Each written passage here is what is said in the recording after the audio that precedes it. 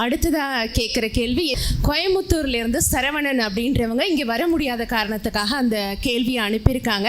ஆக்சுவலாக சரவணன் அவங்க அம்மாவோட இந்திய பண்பாட்டு மையத்தின் சர்வதேச தலைவராக இருக்காங்க. அம்மாவோட இயக்கத்தில் மிகப்பெரிய அளவில் தொண்டுகள் செய்யக்கூடிய ஒரு தொழிலதிபர். அவங்க கேட்டிருக்க கேள்வியை தான் இப்போ படிக்கிறேன். தானாக அடிபட்டும் மற்றவர்கள் எடுத்து கூறியும் இன்னும் வாழ்வை புரிந்து கொள்ளாமல் துன்பங்களை அனுபவிப்பது ஏன் அப்படின்னு கேட்டிருக்காங்க அம்மா. ஒன்றும் இல்லை, அதற்கு காரணம் நீங்கள் ஏற்கனவே சொன்னீங்கள்ல, அவனுடைய வினைதான் காரணமாக இருக்க ஒழிய இதை வித்தியாசம் இருக்கத்தான் செய்யும். ஒவ்வொரு மனிதனுக்கும் வேறுபாடு இருக்கத்தான் செய்யும். எண்ணத்திலும் சரி, கருத்திலும் சரி, ஒவ்வொரு மனிதனுக்கும் வேறுபாடு இருக்குது. இதற்கு புத்தன் தான் நல்லா சொன்னான்.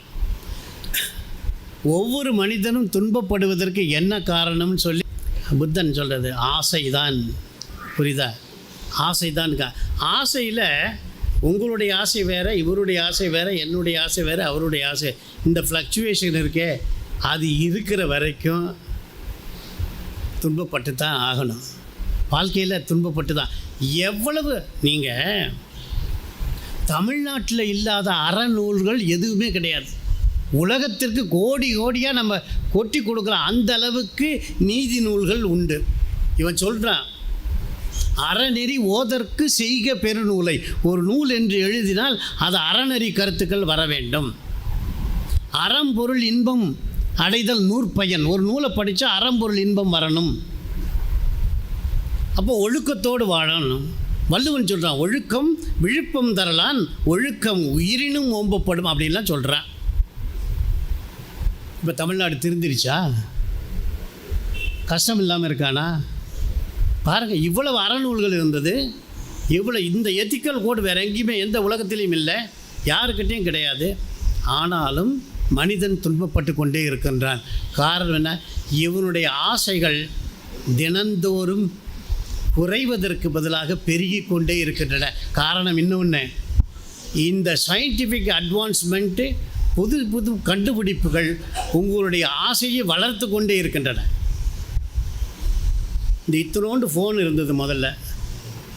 இப்போ பார்த்தா வீட்டில் கேட்குறேன்ல, இந்த அம்மாவே கேட்குது, கொஞ்சம் ஆண்ட்ராய்டு ஃபோன் இருந்தால் நல்லா இருக்குமே அப்படின்னு சொல்லி.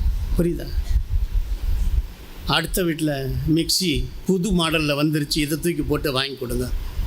பிரச்சனைகள் ஒவ்வொரு மனிதனும் கஷ்டப்பட வேண்டிய சூழ்நிலை வந்துடுது. நீங்கள் நினைக்கிற மாதிரி வருவாய் இல்லை, ஆனால் செலவழிக்கிறதுக்கு எவ்வளோ உண்டு. இவ்வளோ டேட்டா ஃப்ரீ இவ்வளோ போடுகிறான். இப்போ என்னாச்சு? அவ்வளவும் உங்களுடைய வருவாயை விட உங்கள்கிட்டருந்து எவ்வளோ வாங்கலாம்ங்கிறதுல எல்லா பிஸ்னஸ் ஆர்கனைசேஷனும் குறியாக இருக்குது. இதிலேருந்து தப்பிக்கிறது அதான் சொல்கிறான், simple life and high thinking.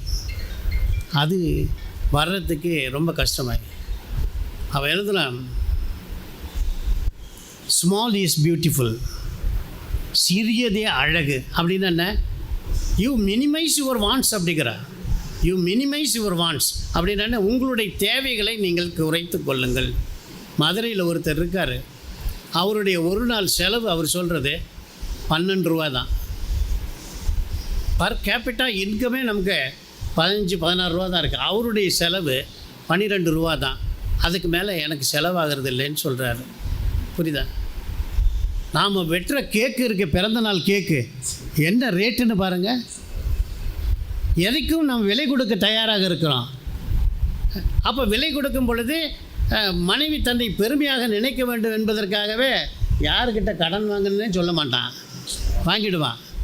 ஒரு நாள் டப்புன்னு போயிட்டான்னா இந்த கடன் முழுவதும் மனைவி, குழந்தைகள், பிள்ளைகள் மேலே விழுகும். இப்போ புத்தன் சொல்கிறது தான் கரெக்டு. உன்னுடைய ஆசை தான் உன்னுடைய துன்பத்திற்கு காரணமாக இருக்கிறது. அதை போய் எனக்கு சனி காரணம்னு சொல்லாத, புதன் காரணம்னு சொல்லாத. Analyse your wants. புரியுதா? அதை இன்னும் உளவியலில் சொல்லணும்னா ஆங்கிலத்தில் ஒரு வார்த்தை இருக்குது, விஷ் அப்படின்னு.